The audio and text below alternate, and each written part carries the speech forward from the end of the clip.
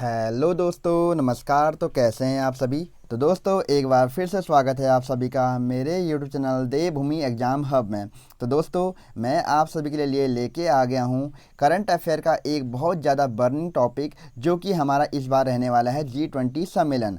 जैसा कि आप सभी को ज्ञात होगा कि इस बार 2023 का वर्ष 2023 का जो G20 सम्मेलन हो रहा है वह भारत में आयोजित हो रहा है। ठीक है दोस्तों, तो इसकी यहाँ पर बहुत अधिक यहाँ पर बैठकें होने वाली हैं, और उन बैठकों से और G20 सम्मेलनों से यहाँ पर आपके जितने भी आगामी पेपर हैं यहाँ पर बहुत सारे क्वेश्चन बनने की संभावना है। जैसा कि दोस्तों आप जानते हैं कि जो G20 सम्मेलन है यह हमेशा से परीक्षा की दृष्टि से बहुत ज़्यादा इम्पोर्टेंट टॉपिक रहता है। तो आप सभी को यहाँ पे जितने भी G20 सम्मेलन जो है इससे संबंधित जो भी इम्पोर्टेंट क्वेश्चन है मैं यहाँ पर आपको कराने वाला हूँ। ठीक है दोस्तों, जैसा कि आप सभी को पता होगा कि जितने भी यहाँ पर उत्तराखंड के भी एग्ज़ाम्स हो रहे हैं यहाँ पर G20 इम्पोर्टेंट रहेगा। क्यों रहेगा? क्योंकि उत्तराखंड में भी यहाँ पे 3 बैठकें आयोजित होनी हैं। ठीक है दोस्तों, जो कि मई और जून में और 1 मार्च माह में होनी है। ठीक है दोस्तों, तो उसके संबंध में मैं आपको पूरी यहाँ पर खबर दूंगा और यहाँ पे बहुत सारे इम्पोर्टेंट यहाँ पे फैक्ट आपको बताऊंगा। तो दोस्तों अगर बात करें कि जो G20 समूह है यह क्या है, तो अगर आपको मैं बताऊं कि जो G20 है, पहली बात तो यह है कि यह 20 देशों का एक समूह है, जिसमें से 19 देश हैं और एक क्या है 19 देश और एक यूरोपीय संगठन। ठीक हो गया, यूरोपीय संगठनों का क्या है एक समूह है। ठीक है, अब अगर बात कहें कि जो G20 जो समूह है इसकी स्थापना कब हुई थी, तो आप सभी को बता दूं कि जो G20 सम्मेलन है जो ये संगठन है इसकी स्थापना कब हुई थी। इसकी स्थापना हुई थी 1999 में। ठीक है दोस्तों, तो सबसे पहला इंपॉर्टेंट क्वेश्चन तो आपके लिए यहीं पर बन जाता है कि जो G20 आपका समूह है इसकी स्थापना कब हुई थी, तो कब हुई थी 1999 में इसकी स्थापना होती है। तो दोस्तों हर साल G20 की बैठकें आयोजित होती हैं। ठीक है, तो जैसा कि आप सभी को पता है कि वर्ष 2023 की जो बैठकें होंगी ये भारत में आयोजित हो रही हैं।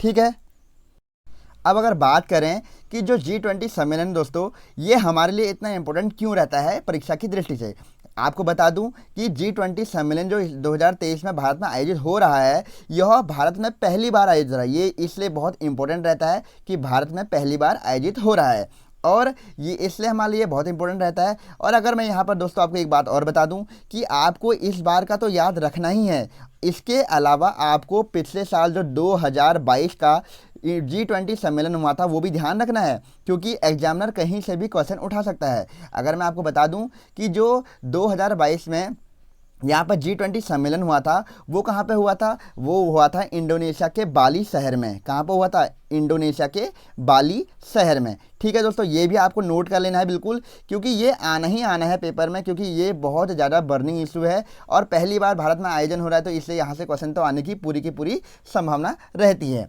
और इसके अलावा आपको 2021 का भी याद कर लेना है कि 2021 का जो हुआ था ये इटली के रोम शहर में हुआ था। ठीक हो गया, ये भी आपको याद रखना है। 21, 22 और 23 तीनों के तीनों आपको याद रखने हैं।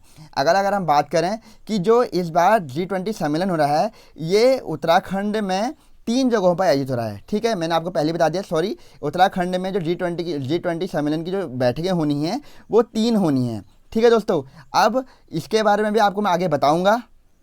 अब दोस्तों बात अगर कहें कि यहाँ पे जो आपको दिख रहा होगा G20 में इतने सारे देश, यहाँ पर मैंने आपको पहले ही बता दिया कि 19 देश और एक यूरोपीय संगठन इसमें शामिल है। तो यहाँ पे 19 देशों के फ्लैग यहाँ पे दिए गए हैं, ये झंडे जो हैं 19 देशों के हैं।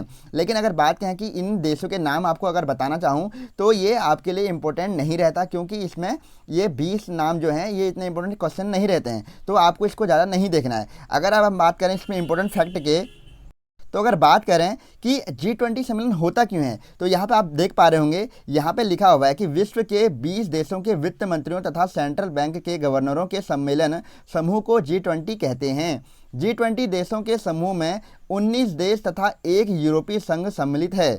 यूरोपीय परिषद के अध्यक्ष और यूरोपीय केंद्रीय बैंक के द्वारा G20 का प्रतिनिधित्व किया जाता है।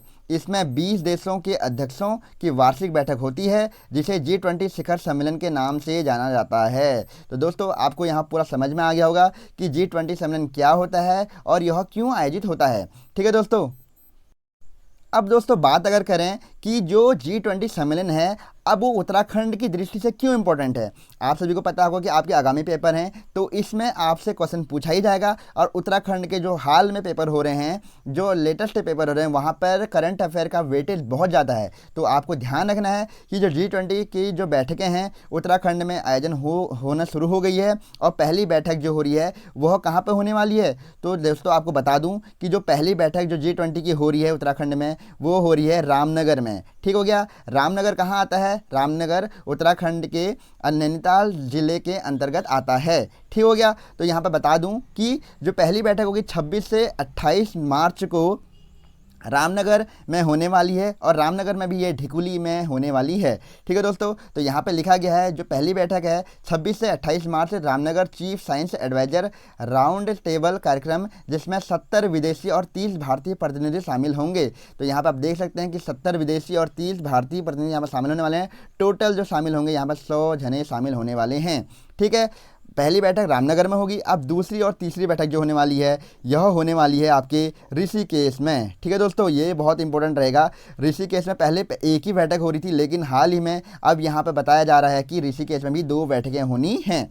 जो पहली बैठक होनी ऋषिकेश में वो होनी है 25 से 27 मार्च ऋषिकेश में होनी है ये पहली बैठक, और दूसरी जो बैठक होने वाली है दोस्तों ये होने वाली है 26 से 28 जून में ये होने वाली है।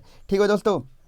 तो यहाँ पे ये चीज़ें आपके लिए इंपॉर्टेंट रहेंगी। पूछ सकता है कि कौन कौन सी बैठकें और कब कब हुई थी, डेट भी पूछ सकता है, और यहाँ पे इनकी थीम भी पूछ सकता है। जैसे कि रामनगर वाले का क्या है, साइंस एडवर्टाइजर राउंड टेबल कार्यक्रम, जबकि जो ऋषिकेश में होने वाला है इसका है working group on anti corruption. ठीक हो गया। अगला अगर बात करें तीसरे वाले की जो है वो है वर्किंग ग्रुप ऑफ इंफ्रास्ट्रक्चर। ये आपको थीम भी याद रखनी है। अगर हम बात करें अब उत्तराखंड से एक बात और इम्पोर्टेंट होने वाली है कि दिव्या नेगी क्यों इंपॉर्टेंट है। इनसे क्वेश्चन हर पेपर में बनेगा, चाहे वो सेंट्रल एग्जाम्स हो या आपका यहाँ पे स्टेट एग्जाम हो। दोस्तों दिव्या नेगी इसलिए इंपॉर्टेंट है क्योंकि इनके द्वारा जो राष्ट्रीय युवा संसद में उत्तराखंड का प्रतिनिधित्व कर टिहरी जिले का नाम रोशन कर रहा है, और दिव्या जी ने G20 सम्मेलन पर व्याख्यान भी दिया था। तो आप सभी ने वो व्याख्यान भी सुन लिया होगा। तो इनके द्वारा G20 सम्मेलन पर व्याख्यान दिया गया है, जो कि हाल में बहुत ज़्यादा ट्रेंडिंग में रह रहा है, और ये इनका संबंध कहाँ से है, टिहरी जिले से इनका संबंध है। तो इनका नाम आपको बिल्कुल ध्यान रखना है, और संबंध कहाँ से है ये भी आपको ध्यान रखना है। ठीक है दोस्तों। तो आपको यहाँ पर ध्यान रखना है कि दिव्या नेगी का संबंध टिहरी गढ़वाल से है, और इनके द्वारा G20 सम्मेलन पर व्याख्यान दिया गया है। ठीक हो गया। अगर बात करें अब इस बार उत्तराखंड राज्य का 15 मार्च को बजट भी पेश हो चुका है। तो यहाँ से भी क्वेश्चन बन सकता है कि जो उत्तराखंड सरकार के द्वारा अपना जो बजट पेश किया गया है उसमें G20 सम्मेलन के लिए जो 3 बैठकें होनी हैं उत्तराखंड के लिए कितना बजट दिया गया है, तो 100 करोड़ का यहाँ पर बजट दिया गया है। ठीक है दोस्तों। तो यहाँ पर जो G20 सम्मेलन होने हैं उनके लिए यहाँ पर 100 करोड़ का बजट पेश किया गया है। ये भी आपके लिए इंपॉर्टेंट रहता है। ठीक है दोस्तों। तो यहाँ पे इतनी चीज़ आपको ध्यान में रखनी है, और ये आपके लिए बहुत इंपॉर्टेंट रहने वाली हैं। ठीक है दोस्तों। तो अगर आपको ये वीडियो पसंद आई हो और ये आपके लिए अगर थोड़ा भी इन्फॉर्मेटिव हो, ये आपके पेपर के लिए इंपॉर्टेंट हो, तो प्लीज़ वीडियो को लाइक कीजिए और अपने फ्रेंड्स सर्कल में या अपने दोस्तों के साथ इसको शेयर भी कीजिए। और अगर आप पहली बार विजिट कर रहे हैं यूट्यूब चैनल पर दोस्तों, तो यूट्यूब चैनल को सब्सक्राइब भी कीजिए, क्योंकि आपके लिए मैं ऐसे ही एग्जाम से रिलेटेड इंपॉर्टेंट टॉपिक को लेकर आते रहता हूँ। तो आप मेरी वीडियोज़ को यहाँ पर लाइक भी कीजिए और शेयर भी कीजिए, और चैनल को सब्सक्राइब भी कीजिएगा। तो दोस्तों आज की वीडियो में इतना ही। ओके, थैंक यू, धन्यवाद।